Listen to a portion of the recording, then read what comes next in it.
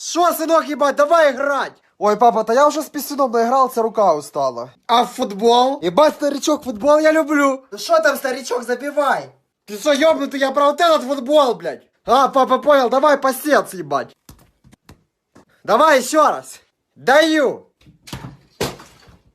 Ебать, папа, ты что ты попал сейчас? Что ты уселся? Как это шо? Я сейчас буду смотреть, как тебя распидорасят. А-а-а! Ого. Андурас, ты кто окно расхуярил? Зая, это не я, это все этот пиздюк, ебать!